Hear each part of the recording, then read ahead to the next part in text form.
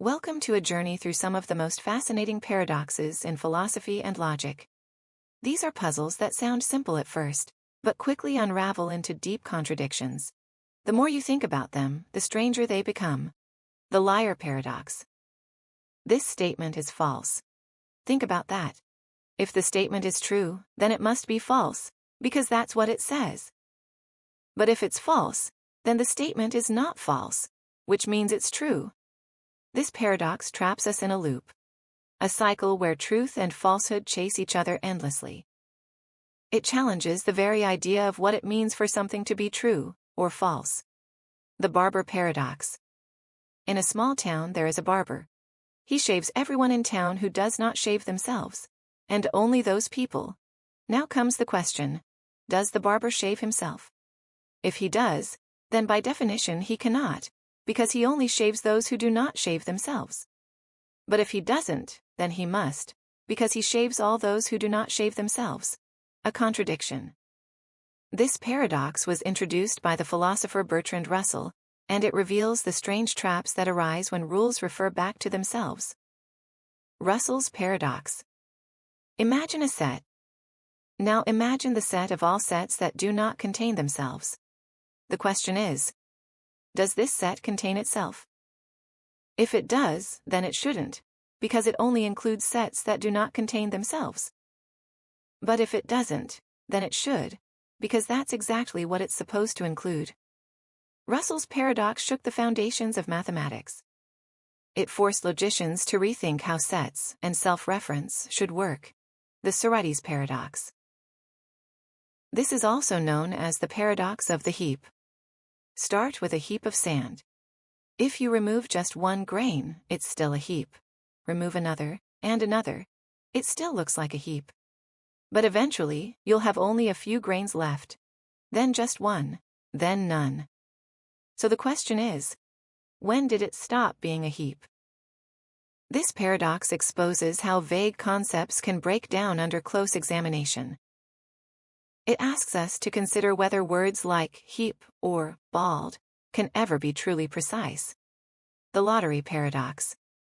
Imagine a large lottery with thousands of tickets. You know that only one ticket will win. Now, for any single ticket, it seems perfectly reasonable to believe this ticket will lose. But if you believe that about every ticket, you're believing something that's guaranteed to be false. Because one of them must win. This paradox challenges how we define rational belief. Is it reasonable to believe each individual thing, if together they lead to an impossible conclusion? The preface paradox. An author finishes writing a book. They believe that everything they've written is true. But in the preface, they include a statement. There is likely at least one error in this book. This seems modest and wise. After all, nobody's perfect. But here's the problem. If they believe that there's an error, then they shouldn't believe everything in the book. Yet they do believe everything in the book. A contradiction. This paradox reveals the tension between confidence in our beliefs and our awareness that we might be wrong. The crocodile dilemma. A crocodile steals a child. It offers the father a challenge. If you correctly guess whether I will return your child, I will return the child. Now imagine the father says, you will not return my child. If the crocodile returns the child, the father's prediction is false, so the crocodile should not return the child. But if the crocodile doesn't return the child, the father was right, which means the crocodile must return the child. A logical trap. No matter what the crocodile does, it leads to a contradiction. This is a paradox of prediction and self-reference. The unexpected hanging paradox. A judge tells a prisoner, you will be hanged next week, but the day of the execution will be a surprise. The prisoner starts to reason. It can't be Friday, because by Thursday night, if it hasn't happened yet, he'll know. And if it can't be Friday, then Thursday also becomes predictable. And so on. He concludes, the execution can't happen at all. But then, on Wednesday, he is hanged, completely surprised. The paradox lies in the prisoner's logic. It's sound, yet it leads him astray. A perfect example of how expectations can collapse in on themselves. The two envelopes problem. You are given two envelopes. One has twice as much money as the other. You pick one. You don't open it yet. Then you're told, you can switch if you want. You think it through. Maybe your envelope has $10, the other might have 20 or 5. On average, it seems like switching would give you more money. But wait, that same logic would apply no matter which envelope you pick. So you should always switch, even if you've already switched once? This creates an infinite loop of doubt, a paradox of probability and expectation, the arrow paradox, proposed by the ancient philosopher Zeno. He argued that motion is impossible. Why? Because to get from point A to point B, you must first go halfway, then half of the remaining distance, then half of that. An infinite number of steps. How can you ever reach your destination if there are infinite steps between here and there? Of course, in the real world, we move just fine. But this paradox shows the difficulty of understanding infinity, space, and time. It pushed later thinkers to develop the mathematics of limits and calculus. Achilles and the tortoise. Zeno's paradoxes. Achilles is the fastest man alive. The tortoise, slow and steady, is given a head start. Now, Achilles begins to run. But before he can overtake the tortoise, he must first reach the spot where the tortoise began. And by the time Achilles reaches that point, the tortoise has moved forward, even if only a little. Then Achilles must reach that new spot. But again, the tortoise has moved. And so on. An infinite number of steps, each one smaller than the last. So, Zeno argued, Achilles can never overtake the tortoise. It's a paradox of motion, of time, of how the infinite can live inside the finite. The dichotomy paradox. Zeno's paradoxes. Before you can reach the end, you must go halfway. And before you can go halfway, you must go a quarter of the way. And before that, an eighth, and before that, a 16th. Each step becomes smaller, but there are infinitely many. So how do you ever begin to move? How do you ever arrive at your destination? This paradox seems to say, motion is an illusion. And yet, we move. The answer, as with other Zeno paradoxes, lies hidden deep in the mathematics of infinity. The stadium paradox. Zeno's paradoxes. Picture 3 rows of objects. One row is still. The other 2 are moving, equal speeds, but in opposite directions. Now observe them passing each other.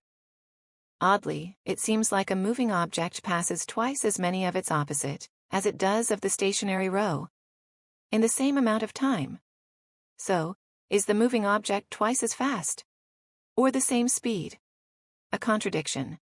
A confusion in how time and motion are measured relative to each other.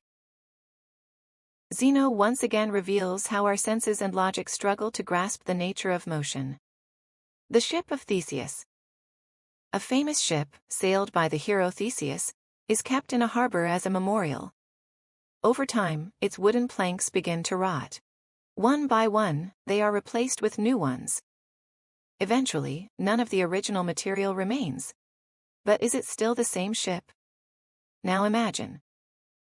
All the original planks, saved and rebuilt elsewhere, into another ship. Which one is the true ship of Theseus? The one with continuity of history? Or the one with continuity of material? This paradox raises deep questions about identity. About what makes something what it is, its parts, or its story. The problem of the many. Look at a cloud, or a heap of sand, or a person's hair. Where does the cloud begin, and where does it end? Remove one grain of sand, still a heap. Remove another, still a heap. But keep going. Eventually, it's not a heap anymore. Yet there's no exact moment when it stopped being one. The problem of the many suggests that there are countless nearly identical versions of things. And that we, with our language and perception, try to point to just one. A challenge to the boundaries of things, to the very idea of sharp definitions. The no true Scotsman fallacy. An informal logical paradox. A man claims, "No Scotsman would ever put sugar in his porridge." Someone replies, "But my Uncle Angus is a Scotsman, and he puts sugar in his porridge." The man responds, "Well, no true Scotsman would do that." The rules just shifted. Instead of admitting the counterexample, the speaker redefines what it means to be a true member of the group. This fallacy allows people to protect their beliefs, not by logic, but by retreating into definitions. A paradox not of logic alone, but of identity, pride, and shifting goalposts. The paradox of tolerance. From philosopher Karl Popper. Imagine a society that is completely tolerant. It allows all beliefs, all voices, even those that are intolerant. Now imagine those intolerant voices grow louder, more powerful, and begin to silence the tolerant ones. If a society tolerates everything, even hatred, then eventually it will tolerate its own destruction. So the paradox is this. To preserve tolerance, we must be intolerant of intolerance. A moral contradiction, but a necessary one, if tolerance is to survive. The grandfather paradox. Time travel and contradiction. Imagine you travel back in time. Your mission, to stop your grandfather from ever meeting your grandmother. You succeed. But now, how could you have been born? If you were never born, how could you have traveled back in time in the first place? This is the grandfather paradox, a loop of impossibility. A contradiction that arises when cause and effect become twisted through time. It questions whether time travel to the past can ever be consistent, or whether changing the past must be forever out of reach. The bootstrap paradox. A causal loop without origin. A time traveler journeys to the past. There, they hand Shakespeare the plot of Hamlet. Shakespeare writes it down and becomes famous. Centuries later, that very same play inspires the time traveler to go back and give Shakespeare the plot. But where did the story originate? This is the bootstrap paradox. An object or idea exists in a loop, no creator, no beginning. It just is. A loop without origin. An effect that becomes its own cause. Logic unravels. The predestination paradox. Free will caught in time. What if you traveled back in time? Not to change the past, but to fulfill it. Imagine trying to stop a tragic event. You try everything. But every action you take leads to that very outcome. You weren't changing the past. You were part of the past all along. This is the predestination paradox. A story of fate, of causality locked in a circle. If time is a loop, can we ever be free? The twin paradox. Einstein's puzzle of time. Two twins. One stays on Earth. The other boards a spaceship and travels near the speed of light. Years pass, the traveler returns. And they are younger than the twin who stayed behind. How is that possible? From the traveler's point of view, the Earth moved. So shouldn't the Earth-bound twin have aged less? This is the twin paradox. A mind-bending result of Einstein's theory of special relativity. It isn't just a trick of clocks. It's a real effect of motion on time itself. The Fermi paradox. Where is everyone? The universe is vast. Billions of stars. Even more planets. Life, it seems, should be everywhere. So where is everyone? Why haven't we heard a signal? Seen a ship? Found a trace? This is the Fermi paradox. The silence is deafening. Are we alone? Is intelligent life rare? Or are we simply not listening the right way? It challenges our assumptions about life, about time, about our place in the cosmos. The Boltzmann brain. A thought from entropy. Imagine the far future of the universe. Cold, dark, empty. But in that chaos, a random fluctuation forms a brain. A single brain, complete with thoughts, memories. Even a memory of an entire life. That brain is called a Boltzmann brain. It believes it once lived on Earth, had a family, read books, saw stars. but it was never real. Just a brief spark in entropy's sea. Here's the paradox. If random brains are more likely than whole universes, then shouldn't you be one? Shouldn't everything you remember be an illusion? It's a question about probability, about reality, and about how we know what we know. The paradox of hedonism. The more you chase pleasure directly, the more it slips through your fingers. Like trying to grasp water in your palm, the harder you squeeze, the less you hold. True happiness, it seems, doesn't come when you seek it head-on. It arrives sideways, when you're lost in meaningful work, deep relationships, or creative flow. In chasing fulfillment, not pleasure, we often find the joy we weren't even looking for. The paradox of thrift. Imagine a world in recession. Everyone tightens their belts, saving money, spending less. It sounds responsible. But as spending drops, so does demand. Businesses shrink, jobs vanish, and incomes fall. Now, no one has money to save it all.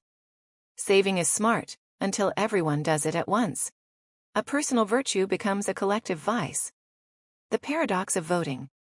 Your single vote, one among millions, won't change the outcome. Rationally, it makes no sense to vote. Yet, people still do. Why? Because voting isn't just about influence, it's about identity, civic duty, belonging. Even when logic says your voice is small, the heart says, show up anyway. The problem of evil. If God is all-powerful and all-good, then why does suffering exist? Innocents hurt. Good people struggle. Horrors unfold. So what gives? Either God is not all-good, not all-powerful, or perhaps, our view of good and evil is limited. This paradox has haunted philosophy and theology for millennia. Challenging the harmony of faith and reality. The omnipotence paradox. Can an all-powerful being create a stone so heavy that even it cannot lift it? If yes, then it's not all-powerful, because it can't lift the stone. If no, then it's not all-powerful, because it can't create it. Either way, the concept of all-powerful begins to crumble. A riddle where absolute power defeats itself. The free will paradox. If every action is determined by prior causes, where is choice? But if actions are random, how can they be truly ours? Freedom seems trapped between fate and chaos. Are we choosing, or just experiencing an illusion of choice? The observer effect. In quantum mechanics, just observing a particle can change its behavior. The act of looking alters the thing itself. It's as if reality waits for you to look before deciding what to be. In the tiniest corners of existence, awareness becomes interference. Buridan's ass. A donkey stands between two identical piles of hay, each equidistant, each equally appealing. But unable to choose, the donkey starves. A fable of perfect balance and fatal indecision. Sometimes needing to choose is more urgent than choosing right. The is-ought problem. You can describe what is. The sky is blue. Water boils at 100 degrees Celsius. People lie.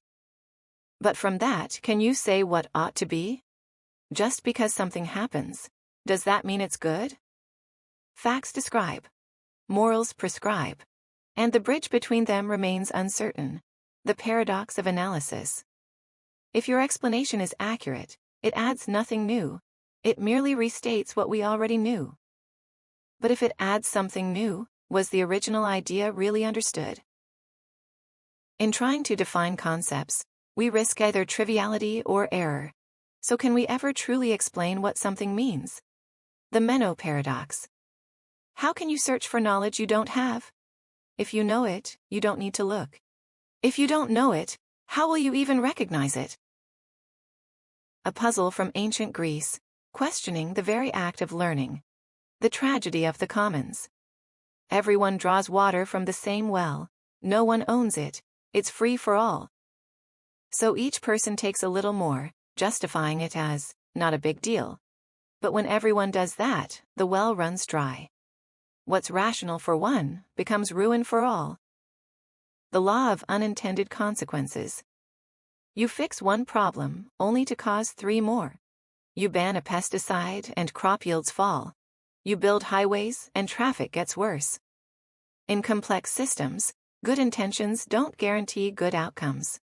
Every action echoes in unexpected ways. The Dunning-Kruger effect. The less you know, the more you think you know, because ignorance hides itself. Meanwhile, the truly knowledgeable, aware of complexity, doubt their expertise. It's a cruel trick of the mind. Confidence isn't a sign of mastery. Sometimes it's the opposite. The Abilene paradox. A group takes a road trip to Abilene. No one wants to go, but no one speaks up. Each assumes the others are eager. So they all agree, and all silently suffer. It's not peer pressure. It's pure assumption, and it leads us where none of us wanted to go. The bystander effect. You see someone in trouble, but so do 10 others, and you assume they'll help. But they think the same. The more witnesses there are, the less likely anyone acts. Responsibility melts into the crowd. Cognitive dissonance. You believe one thing, but act against it. You value honesty, yet you lie. You care about health, yet you skip the gym. The mind hates this clash. So it bends the facts, rewrites memories, or changes beliefs, to make things feel right again. We're not always rational. But we are very good at making ourselves feel like we are. The paradox of choice. More options should mean more freedom, but instead, it overwhelms us. Too many choices cause doubt, regret, and paralysis. You pick a flavor, then wonder, should I have picked the other one? In chasing the perfect decision, we rob ourselves of satisfaction. Sometimes, fewer choices bring more peace. The illusion of transparency. You feel nervous. You're sure everyone can see it, but they don't. We believe our internal states are obvious to others, but in truth, we're more hidden than we think. Our emotions aren't worn on our sleeves, they're locked behind our own assumptions. The spotlight effect. You trip, you spill coffee, you stammer a word, and it feels like everyone is watching. But they're not. They're too busy worrying about their own stumbles. We live at the center of our own universe, and assume others do too. Moral luck. 2 people make the same reckless choice. One gets lucky, nothing happens. The other causes harm. We judge them differently. But their intentions were the same. This paradox forces us to ask, should morality depend on outcomes or intent? The experience machine. Imagine a machine that can simulate a perfect life. Endless happiness, pleasure, fulfillment. All illusions, but indistinguishable from real. Would you plug in? If not, why? Perhaps we want more than joy. We crave meaning, truth, even struggle. Pleasure isn't everything. We want to live, not just feel like we are. The veil of ignorance. Design a fair society, but first forget who you are, rich or poor, sick or healthy, privileged or marginalized. You don't know. Behind this veil of ignorance, fairness takes on a new shape. Would you still allow inequality if you might end up at the bottom? This thought experiment reveals the heart of justice. The ship of Theseus for identity. You replace one plank, then another. Eventually, every part of the ship is new. Is it still the same ship? Now ask yourself. Every cell in your body changes over time. Memories shift. Desires evolve. Are you still the same person you were 10 years ago? The problem of induction. The sun has risen every day of your life, so you believe it will rise tomorrow. But that's just habit, not proof. The future doesn't promise to follow the past. We build certainty on patterns, but those patterns are never guaranteed. The black swan theory. Some events are so rare, so unexpected, they seem impossible, until they happen, and change everything. 9/11. The Internet. A global pandemic. They make sense only in hindsight. And yet they shape the world more than anything we did predict. The barbershop paradox. Quantum mechanics. A barber shaves all those who don't shave themselves. So, does he shave himself? If he does, he shouldn't. If he doesn't, he should. It's a loop, a contradiction. And in quantum physics, similar logic lets particles exist in multiple states, until observed. Reality doesn't always obey common sense. The Zen koan. What is the sound of one hand clapping? It's not a riddle to be solved, it's a mental trap, meant to short-circuit logic. Zen koans aren't answers. They're explosions, meant to jolt your mind into awakening. The crocodile's tears. A crocodile takes a child. If you guess correctly whether I'll return the child, it says, I will. Now, if the parent says, you won't return the child, what happens? If the crocodile does return the child, it violates the condition. If it doesn't, it proves the parent was right, and should have returned the child. A cruel puzzle, where logic is a weapon. Catch 22. To fly combat missions, you must be sane. But if you ask to be excused because flying is dangerous, that proves you're sane. So you can't be excused. Either you're insane and can't ask out, or you're sane and must fly. A perfect trap, and a metaphor for many bureaucracies in life. The liar's poker paradox. In a game built on bluffing, the best strategy is unpredictability. But if everyone bluffs perfectly, trust collapses. The game breaks down. It's a paradox of perfect players. Their very perfection makes the game unplayable. Deception, when universal, destroys the system it operates in. The Monty Hall problem. 3 doors. Behind one, a prize. You pick one. The host, who knows what's behind them, opens a losing door. Now he asks, switch or stay? Your instincts say it doesn't matter, but math says switching doubles your odds. Logic wins, but intuition fights it. A game show that exposes the flaws in human reasoning. Galileo's paradox. You line up all natural numbers, 1, 2, 3, 4, 5. Now line up all perfect squares, 1, 4, 9, 16, 25. It seems like there should be fewer squares. After all, most numbers aren't squares. But for every number n, there's exactly one square, n squared. So there are just as many squares as natural numbers. Infinity behaves strangely. A part can be the same size as the whole. Hilbert's Hotel. Imagine a hotel with infinitely many rooms. Every room is occupied. Now a new guest arrives. No problem. Move the person in room 1 to room 2, room 2 to room 3, and so on. Room 1 is now free. Even with infinite guests, there's always room for more. Welcome to Hilbert's Hotel, where infinity breaks intuition. Banach, Tarski paradox. Take a solid ball. Now split it into a few strange, twisted pieces. Rearrange those pieces, without stretching or shrinking. And now you have 2 identical balls. Same size, same shape. Twice as much from the same amount. It seems impossible. But in the world of infinite precision and abstract math, it's real. Our idea of volume doesn't survive this paradox. Skolm's paradox. Set theory says some sets are uncountably infinite, too big to list. Yet oddly, it has models where everything can be counted. A contradiction? Not quite. Inside the model, uncountable sets act uncountable, even if from outside we can count them. It's a paradox of perspective. What's uncountable depends on where you're standing. Loschmidt's paradox, reversibility paradox. At the atomic level, the laws of physics don't care about time. A movie of atoms bouncing around looks the same in reverse. But in real life, things don't rewind. Broken glass doesn't unbreak. Heat doesn't flow from cold to hot. How can time's arrow emerge from timeless laws? It's a clash between microscopic reversibility and macroscopic irreversibility. Zeno's paradox of place.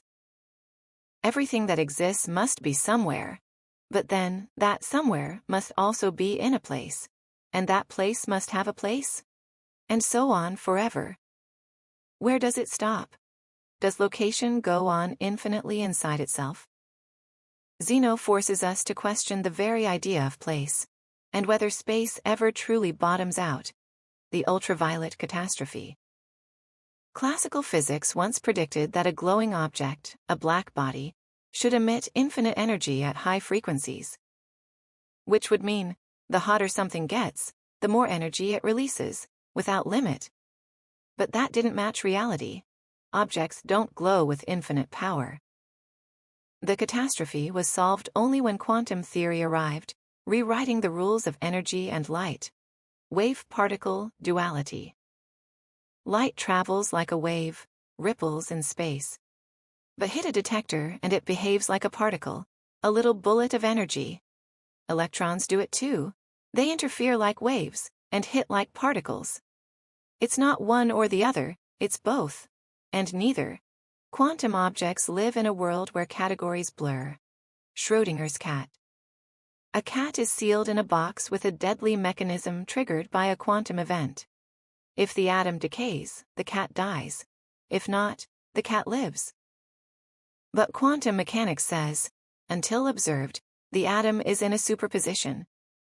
So the cat is too, alive and dead at the same time. Only when we open the box does reality choose. It's not really about the cat. It's about how weird observation truly is. The black hole information paradox. Throw a book into a black hole. It disappears, seemingly forever. But quantum theory says, information can't be destroyed. So where does it go? Does it stay on the surface? Is it scrambled into radiation? Or does it vanish, violating physics? Black holes suck in not just matter, but the very laws that define it. The cosmological constant problem. Empty space isn't truly empty. Quantum physics says it's bubbling with energy, called vacuum energy. This energy affects gravity. It shapes the expansion of the universe. But here's the paradox. Theory says it should be immense. Reality shows it's tiny, off by 120 orders of magnitude. It's one of the biggest mismatches between math and nature we've ever seen. I always lie. If this statement is true, then it must be false. But if it's false, then maybe it's true. A self-destructing sentence, looping forever. Language collapses in on itself when meaning turns inward. This is the classic liar paradox, wrapped in 5 simple words. The more things change, the more they stay the same. Revolutions rise. Technology transforms. Cultures shift. And yet, deep down, human nature holds steady. Ambition, fear, love, power. New tools, same stories. Change becomes the mask that continuity wears. Less is more. Fewer words, greater impact. Minimalism invites clarity. Silence creates space. It sounds contradictory, but sometimes subtraction adds value. What you leave out matters more than what you include. Sometimes you have to be cruel to be kind. A harsh truth, a painful action, but behind it, genuine care. Discipline, honesty, intervention. Kindness doesn't always wear a smile. It's the paradox of tough love. This is the beginning of the end. Something has started, but only to finish. It's a moment that signals not growth, but decline. Beginnings usually bring hope, but not this one. To save money, you have to spend money. Want to cut costs? You might need better tools, training, or systems, none of them free. Investment today leads to savings tomorrow. But the road to thrift begins with a price. The only constant is change. Everything shifts, slowly, suddenly, inevitably. Stability itself is unstable. The ground beneath you moves. And in that there's a strange sort of consistency. What a pity that youth must be wasted on the young. George Bernard Shaw. The energy, beauty, and freedom of youth, paired with inexperience. By the time we gain wisdom, we've lost the tools to fully use it. It's a lament. Life gives gifts to those least prepared to wield them. War is peace. Freedom is slavery. Ignorance is strength. George Orwell, 1984. Contradictions disguised as truths. Propaganda wrapped in paradox. In Orwell's dystopia, language is weaponized, logic turned against itself. This isn't confusion, it's control. I can resist anything except temptation. Oscar Wilde. A witty contradiction. Resistance vanishes precisely when it's most needed. The stronger the will, the greater the fall. It's a joke. It's a confession. It's both. The best way to destroy an enemy is to make him your friend. Abraham Lincoln. Victory not through defeat, but transformation. No conflict, no revenge, just unexpected peace. It's a strategy of empathy, and a paradox of power. It is impossible to live without failing at something. J.K. Rowling. If you live boldly, you will fail. If you avoid failure by never trying, you've failed already. Caution seems safe, until it becomes a slow surrender. True living comes with risk. That's the price of meaning. The silence was deafening. Silence should be empty. But sometimes, it's louder than sound, suffocating, oppressive. When words vanish, their absence screams. Living is dying. Every breath brings us closer to the end. We live, and in living, we decay. It's not morbid, it's the rhythm of time. To exist is to move toward non-existence. You have to spend money to make money. Growth isn't free. You want returns? Start with risk. Success is an investment, and paradoxically, saving too much might cost you everything. Absolute power corrupts absolutely. Lord Acton. The claim sounds absolute itself, but is corruption inevitable? This paradox declares a moral law within human behavior, certainty in a field of uncertainty. It's both a warning and a philosophical gamble. We had to destroy the village in order to save it. Vietnam War era quote. A chilling contradiction. Violence in the name of protection. Destruction disguised as rescue. It's a paradox of war, where logic folds into tragedy. The government is here to help. Said sincerely, it's comfort. Said sarcastically, it's fear. The helper becomes the problem. Intention and impact drift apart, until help hurts. Nobody goes to that restaurant anymore. It's too crowded. Yogi Berra. Too many people, so nobody goes? It's comedic logic. But deep down, a real idea. Popularity can kill appeal. It's a paradox wrapped in a punchline. The danger of little learning. Based on, a little knowledge is a dangerous thing. You grasp a few facts. You feel enlightened, sure of your ground. But deeper complexities remain hidden from view. We believe knowing something makes us competent, even wise. But in truth, superficial understanding can be a treacherous guide. A spark of knowledge isn't a guiding star. It's a flickering candle in a vast unseen cavern, tempting you towards unseen edges. The wise fool. He speaks in riddles, acts the clown. You see only folly. But truth hides beneath the jester's cap, unseen by solemn eyes. We expect wisdom to look serious, sound profound, wear dark robes. But insight often wears an unexpected, even comical disguise. Sense isn't always somber, dwelling only in libraries. Sometimes it dances in bright colors, laughing as it lands. Sweet sorrow. You must leave someone you love. Your heart aches with sadness. But the promise of reunion brings a strange underlying joy. We think pain and pleasure are separate, opposing forces. But in moments of deep connection, they can strangely intertwine. Parting isn't just bitterness, a purely painful sting. It's a bittersweet nectar, fueled by the hope of tomorrow's hello. Visible darkness. Based on, darkness visible. You enter the deepest pit. No light can possibly enter here. Yet shapes emerge from the gloom, a darkness that feels present. We think of darkness as mere absence, a void where sight fails. But some profound gloom gains substance, an oppressive, palpable weight. It is not just emptiness where light forgot to tread. It's a suffocating presence, revealing horrors through the lack of light. Haste's hidden waste. Based on, haste makes waste. You rush to finish quickly, you feel efficient, saving time. But mistakes creep in, demanding later fixes, costing more. We believe speed is the hallmark of productivity, the direct path. But in truth, hurried actions often sow the seeds of delay. Rushing isn't always the shortcut it appears to be. It's often a detour through errors, leading back to the start.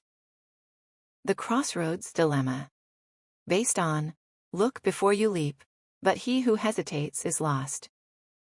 You face a choice. Caution whispers, wait, analyze, be sure. But opportunity screams, act now, or the chance is gone forever.